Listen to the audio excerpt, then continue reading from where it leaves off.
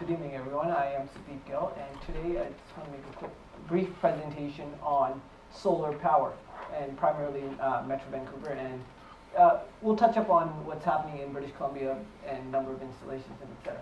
So, who are we? What do we do? And what's our name actually? Our company name is Cielo Electric. So sometimes in the name there's a little bit of confusion in the name. What does it mean? It means sky. So essentially what we're trying to do is promote sky-powered living. Essentially, as a company, we have a mission of implementing and promoting three things: energy efficiency, solar photovoltaics, and further developing the electric vehicle charging network. Sorry to talk so fast. So what's our vision? Our vision is, in my personal opinion, is very simple. Is to be an innovative electrical contractor providing clean energy solutions that enhance people, planet, and profit. So here are the three services that we provide. Energy efficiency. We're a BC Hydropower Smart Alliance members, so we work with commercial businesses, and they typically get an incentive. So it's called the Business Energy Savings Incentive, and they get incentives for upgrading lighting or addition of controls for HVAC and whatnot. Solar photovoltaics. I personally am a CSA certified solar photovoltaic technician, so in regards with solar installations, we do have the expertise. Not only just myself. And electric vehicle charging, again, I hate to keep going back to myself, but it's, I personally have completed, there's a program called Electric Vehicle Infrastructure Training Program, and I have completed that program. And what we're also trying to do in regards to electric vehicle charging is to educate a lot of people. It's whether you're residing in a single family home or a multi-unit building, there's a lot of questions, and it's like, oh, we don't have enough power, and that's usually not the case. I've actually not come across a situation where there was not enough power to charge an EV. So in a nutshell, this is just an image that I kind of wanted to throw out there of what we're trying to do as a company. This home, in my opinion, is a beautiful home because it's not only using, for example, solar actively, it's using it passively also by the windows. So the overhangs in this home reflect that. So overall, as we grow as a company, we want to key in on these factors of providing input on just overhangs and simple things, and which do actually benefit greatly. And you'll see over here we have something. It's energy storage. So stationary energy storage, and we got a beautiful electric vehicle charging at home. So what's happening in British Columbia in regards with clean energy projects. So we, in terms of installed capacity, we're closing in on 5 megawatts of solar in British Columbia. And as you can see, 90% of it's solar. And there are other projects, but very limited in comparison with solar. So these are all net metered systems. Top 10 cities. Sometimes it's a shocker for people, but Victoria is right now leading the way. And in terms of per kilowatt installed, or cost per, or not cost, capacity per installations, right now actually Surrey of all places it has is leading in that regards, and for the number of kilowatts installed per site. How it all works. It's very straightforward. So the solar modules, the solar panel itself produces direct current, and then there's typically inverters. There's many types of inverters, and we can get into it and how they slightly differ. And the third thing is usually the space in the home or a building. So what happens is essentially the sun shines, produces power. The inverter converts it into AC, which the home can use or export back to the grid via the smart meter. So our smart meters is essentially bidirectional meters. We can import and export electricity by the same meter, beating the analog meters in that sense. So essentially, a home can be a generation site. It's just not just a roof. It's a distributed generation site. So what's the process like? Is it really difficult? Is there a lot of hoops that I got to jump through? Well, it's actually I really like the process that BC Hydro actually has in place. That's one of the things that are really working. It's how simple it is. So they have an application process, and we'll look at what they look at during the application process, and then it's just a matter of installation and submitting final paperwork, and your system can be online. Typically, this is probably the longest part. It'll take about 2 weeks, and this can be all done in a week or so, and this will be another 2 days. So it's 3-week process, let's call it, or 4 weeks. So what they look at is 3 simple things. So this fancy number here for an inverter.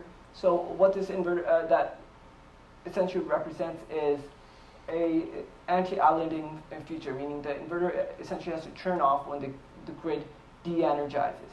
Otherwise, we have to look at other inverters, and there's a whole other process, but it is allowed. So what I'm trying to get to is these are essentially these systems. They have to turn off when the grid goes down, because we do not want to backfeed the grid and have linemen working on 12 kVA lines backfed from like my house. That would not be good. So there are battery-based inverters where the home still has power, but it's disconnected from the grid, and that number changes, and so does the net metering application. So a typical home can have up to 27 kilowatts. Otherwise, it will then be considered a complex application. And the last thing is the metering. So it's a 200 amp service. If you have a greater service for your home or your business, then there's additional things. So why we need solar? It's electricity is going up. This is right now this is the rate 1101, which is a single. It's for single family homes. I shouldn't necessarily say it's for single family homes. There's a lot of common areas of multi-unit buildings on still the residential rate. So this is rate 1101, which is the 2-tier rate we were just discussing. And from 2011 to 2018, which is this is actually the current step 2 price. It's so as you can see, there's been a steady growth. It's been I think off the top of my head, it's about 39%. So in these years, and there's expected. These numbers are expected to grow because there's a lot of projects underway. We won't be discussing that. So in regards with solar, how does it all work? So we did a quick little a chart here, and there's 4 different scenarios. There's just a house with no EV or solar, and then right below it, they got a solar array installed. And then right below that, this house doesn't have solar but it has an electric vehicle. And the house at the very bottom has both. So there's several things that all these houses have in common is we first looked at the typical energy consumption of a home, which is roughly slightly over 10,000 kilowatts in a year. And we did have seasonal variations. Like we could have made these numbers essentially look much greater in this sense and much less in this sense, but we did factor in things like, the sun, we only have so many peak sun hours. Well, peak sun hours is essentially how we derive how much energy we'll be producing over a period of time. So seasonal variations were considered during these numbers, and then what we did in this for this example is we put a 3 kilowatt array. So a 3 kilowatt array is about 12 modules, so 12 solar panels, so typically 250 watts, but now they're actually in excess of 300 watts per panel. So that's always good when you can get more wattage out of a panel.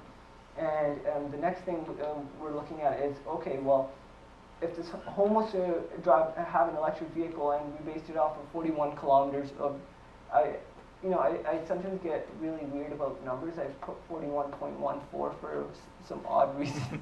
And I apologize. What we're essentially looking at is how many watt hours. We kind of got excessive, and we used, I believe it was 273 watt hours. And in most electric vehicles, it could be much less. So the number of driving kilometers could be much greater in that sense.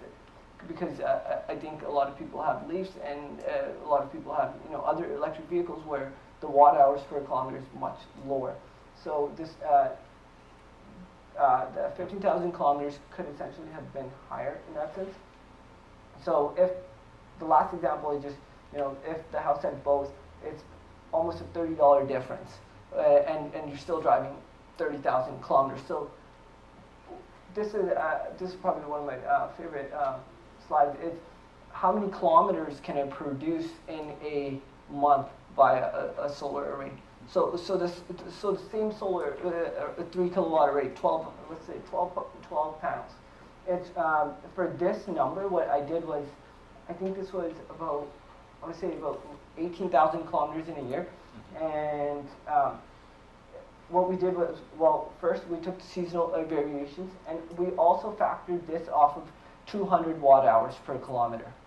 So that's a more reasonable watt, unless you're drag racing to every light. So the 200 watt hours is a fair assessment in that regard, and this kind of just shows you how many kilometers you could essentially produce per month. So in a sense, it makes it more relatable. So a typical, there's a lot of exciting stuff going on with Tesla solar roofs, and I'm sure everyone wants one. But and there's also power walls. So in regards to the power wall, I was hoping this computer would work, but it doesn't. Anyways, so the power wall, how it essentially integrates, it's energy storage. So it's perfect for what you're mentioning, time of use. I don't want to pay 26 cents per kilowatt hour. Okay. Well, it's energy is stationary energy storage, and I'm not sure, but maybe grid or vehicle to grid maybe can also combat that if that is something that is coming in the near future. So I just kind of wanted to give an overview of this guy. So back to one of the slides that we looked at, that number, that CSA 22.2, whatever it was. That number essentially is this inverter turns itself off from feeding back into the grid. That's the major thing. Even if it's sunny, it essentially is not supposed to. It will not actually feed back into the grid because it's a safety issue. So tools and resources, if anyone's interested, they could literally go online. It's not the most accurate form of an assessment, but it is a step in the right direction. You could go to a website called PV Watts, and you can almost design a solar array for your roof and see what it is. You could put things like the pitch of your roof, and you could draw it out. A more in-depth tool. This is just a really fancy Excel sheet. It's a red screen, and I believe this was made by Narcan, and this is a really good way to see what you're producing. You can see your carbon offset. You can see your ROI and what you're putting in, and even things like if you're taking a loan to purchase a system, you can factor all those things in. So. And the last resource is us. I feel, as a company, I'm not here just to, just say, oh, let's put solar on everyone's roof. I really want to help in that sense that, I think first we need to educate a lot of people in regards to not just solar, in regards to electric vehicles too. And I think there's a lot of work being done, a lot of good work being done in regards to electric vehicles, but sometimes I feel, there's no one really paying a lot of attention to solar, so that's, as a company, that's what we're trying to mandate. The slide or my presentation is officially over, I guess. That's how I probably should not put it like that, but so that was the end of the presentation, and if there are any questions, comments on how we should make this better, I'd appreciate just feedback. Are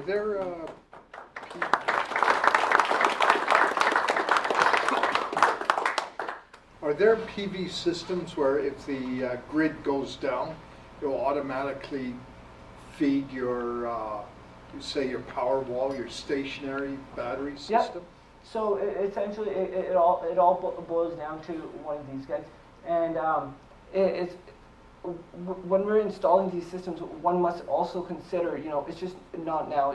Sometimes, there are certain systems, I don't really want to name names, but when the grid goes down, then it's like, I do want to explore the possibility of having energy storage down the road, but I invested so much into my current inverters, or inverter. I kind of gave a hint there.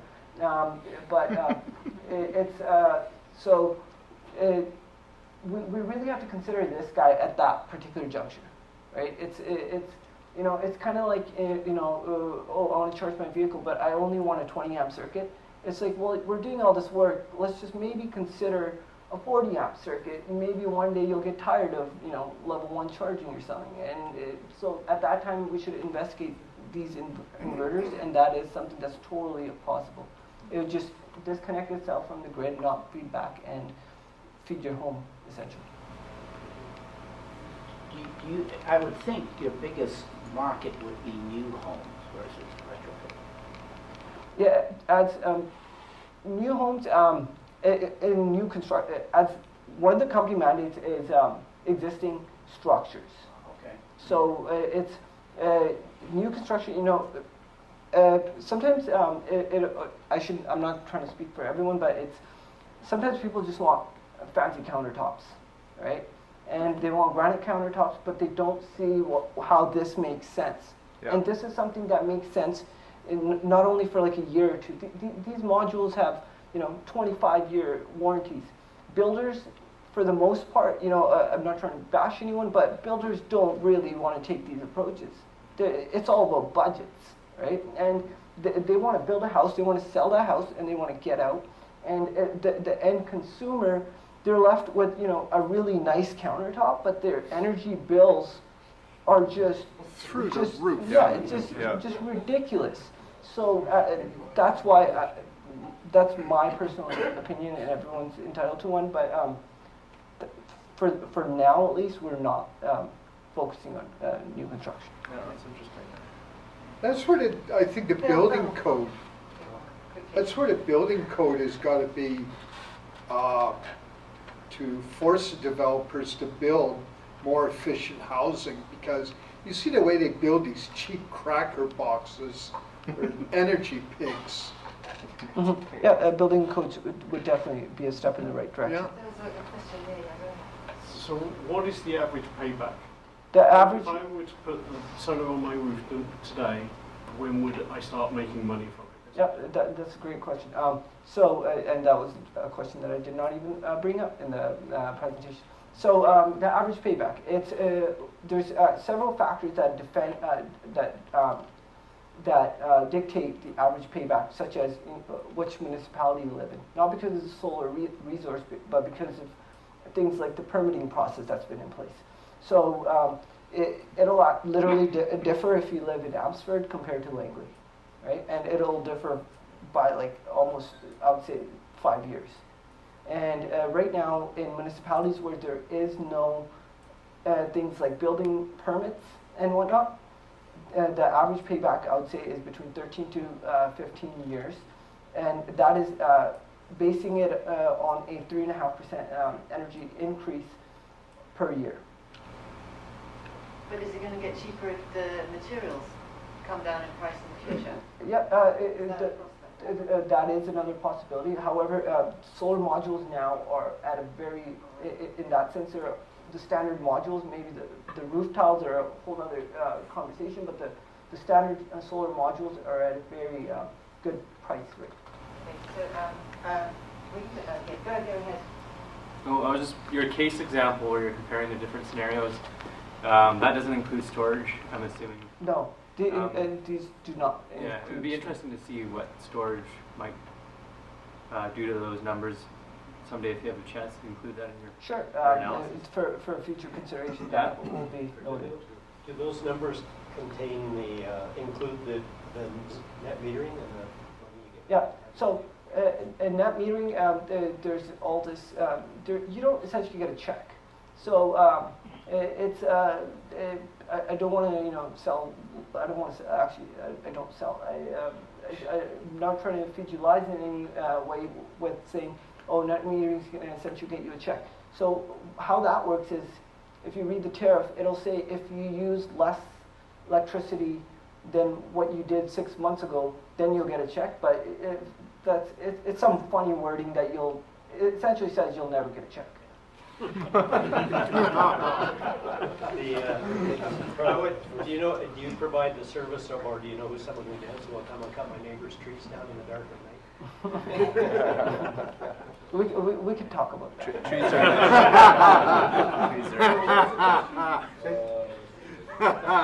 So, On camera. was there? Point out. Someone else had another question? Okay. Go ahead then. Was there any indication about like value add to your property? Like, would you be able to get that investment out? You know, for instance, if I'm doing $100,000 reno on my house, which many people do in Vancouver, it's a drop in the bucket. I mean, as you mentioned, granite countertops or a new kitchen. If I took 15 grand and put a solar array on the roof, would I get that out in a sale, or would it not necessarily, affect it that much? In my opinion, and I do recall reading something back like a year or so ago from, I think it was Berkeley or whatnot, that showed prices in the States at least, they were increased because the roof had solar arrays.